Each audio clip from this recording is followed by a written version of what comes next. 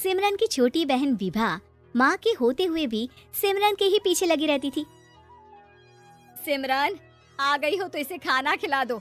बोल रही है तुम जब तक नहीं खाओगी ये भी नहीं खाएगी। क्या है विभा, तुम खा लिया करो ना, मुझे ऑफिस से आने में देर हो जाती है। और कोई छोटी बच्ची तो हो नहीं तुम जो खाना भी नहीं खाती हो कि दीदी आएगी तो ही खाऊंगी।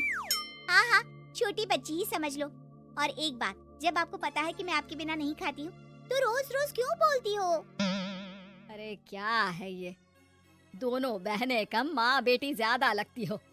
अरे दीदी की शादी हो जाएगी तब क्या करेगी बोल? जब होगी तब की तब देखेंगे। मैं तो दीदी के साथ ही रहूंगी हमेशा। दोनों की शादी ऐसे घर में कर देंगे जहाँ दो भाई हो। खैर, मामला आया गया हो जाता है। एक दिन सिमरन के पापा जब घर आते हैं, तुम लोगों के लिए अच्छी खबर है। वर्मा जी है ना मेरे दोस्त, उन्होंने सिमरन बेटी के लिए रिश्ता बताया है। बहुत अच्छा लड़का है, सिमरन को भी पसंद कर लिया है और कल वो लोग आ रहे हैं सिमरन को देखने अपने घर। सिद्धांत अपने माता पिता के साथ सिमरन को देखने आता है। उसे सिमरन अच्छी लगती है और शादी तय हो जाती है।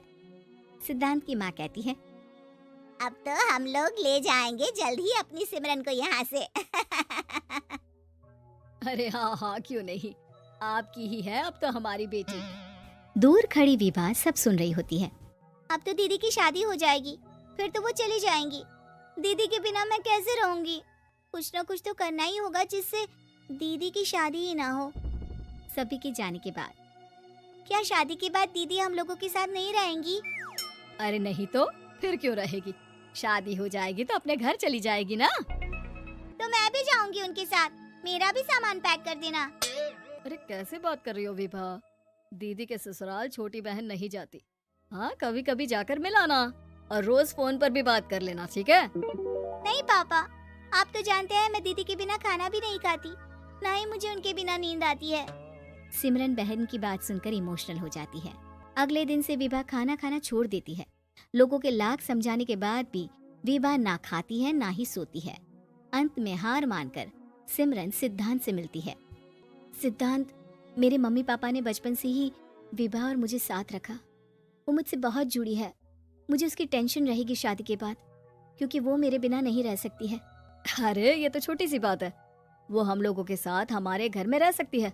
जब उसकी अकल आ जाएगी या वो समझ जाएगी कि तुम्हारा घर वो नहीं बल्कि ये है, तो हम उसे घर छोड़ाएंगे, ठीक है? सिमरन खुश हो जाती है क्योंकि वो यही चाहती थी। वो माँ पिता से बात कर लेती है। अरे कैसी बात कर रही हो सिमरन, भला बेटी के ससुराल में हम छोटी बहन को कैसे भेज दे, जमाना क्या कहेगा? अरे तो पागल हो गया है, मना कर दे। इस शादी में इन लोगों का तो ये चलता ही रहेगा, कभी बहन यहाँ आ रही है कभी वो बहन के पास जा रही है। अरे शादी हो रही है, कोई मजाक थोड़ी ना हो रहा है ना बाबा ना। माँ कैसी बात कर रही हो, सिमरन से मैं जुड़ाव महसूस कर रहा हूँ और इतनी सी बात के लिए इतनी अच्छी लड़की को कैसे छोड़ सकता हूँ? सिद्धांत की भी जिद होती है कि वो सिर्फ सिमरन से ही शादी करेगा, और होता भी वैसा ही है। सिद्धांत और सिमरन की शादी हो जाती है और दहेज में आ जाती है विभा। शादी के बाद बुआ सास कहती है, अरे माँ ना, साली आधी घर वाली होती है, लेकिन ये क्या, तुम तो उसे घर ही ले आए। तभी चाची कहती है, सिद्धांत को तो हम लोगों ने सीधा समझा था, लेकिन सबसे तेज तो यही निकला। अरे देखो कैसे दहेज तो नहीं लिया, लेकिन साली पर कब्जा कर लिया। सिद्धांत ने इस और तो सोचा ही नहीं था, लोग उन लोगों के बारे में ऐसी भी बात करेंगे। वो वहाँ से चला जाता है और चुपचाप अपने कमरे में लेट जाता है। क्या हुआ सिद्धांत, तुम अचानक से परेशान हो गए, कोई बात है क्या? अरे नहीं नहीं, वो थक गया था ना, शादी की सारी तैयारी और रस्मों के बीच, सोच रहा हूँ थोड़ा आराम कर लूँ। हाँ ठीक है, आप लेट जाइए, मैं विभा का बेड लगा देती हूँ जमीन पर। क्या वो यहाँ सोएगी? हाँ, बताया तो था कि उसे नींद नहीं आती मेरे बिना, तो तुम आराम से लेटो ऊपर, हम लोग नीचे बिछा लेते हैं। अरे नहीं नहीं, तुम दोनों आराम से लेटो ऊपर, मैं माँ पापा के रूम में जा रहा हूँ। सिद्धांत वहाँ से दूसरे कमरे में चला जाता है, जहाँ सिद्धांत के पिता उसे कहते हैं, क्या बात है बेटा, तू उस कमरे में क्यों नहीं सो रहा? बहू से लड़ाई हो गई है क्या शादी के पहले दिन ही? अब नहीं पापा, वो दोनों बहनों को बात करनी थी और मुझे नींद आ रही है, तो मैं यहाँ सोने चला आया। अगले दिन सिद्धांत तैयार होकर ऑफिस जाता है। ऑफिस में लंच के वक्त दोस्त कहता है, क्या बात है सिद्धांत, इतना सारा खाना एक ही दिन में? हाँ यार, वो सिमरन को खाना बनाने का शौक है तो उसी ने बनाया है। यार हम लोगों की तो सिर्फ एक ही बीवी है, इसकी तो दो है ना। सिद्धांत को गुस्सा आ जाता है। कैसी बात कर रहा है तू? अरे तू तो भाग्यशाली है जो बीवी के साथ साथ साली भी आ गई। अरे साली लोगों की तो आधी घरवाली होती है, तुझे तो पूरी की पूरी मिल गई। सिद्धांत का पारा अब 7वें आसमान में पहुंच जाता है। वो खड़ा होकर उस लड़के से लड़ने लगता है। हाँ, मेरी शादी में मेरी बीवी के साथ मेरी साली भी आई है, ये सच है, लेकिन सिर्फ कुछ समय के लिए, क्योंकि उसने सिमरन को बचपन से ही माँ की तरह देखा और यूं अचानक वो सिमरन से अलग नहीं रह सकती थी। इसलिए सोचो, अगर मेरी बीवी उसके लिए माँ का स्थान रखती है तो मेरा दर्जा क्या हुआ? तभी वहाँ बॉस आ जाता है। माफ करना सिद्धांत, यहाँ इस मेंटल लेवल के लोग हैं। जरूरी नहीं साली सिर्फ आधी घरवाली ही हो, कभी वो छोटी बहन तो कभी बेटी भी होती है। वेल डन सिद्धांत।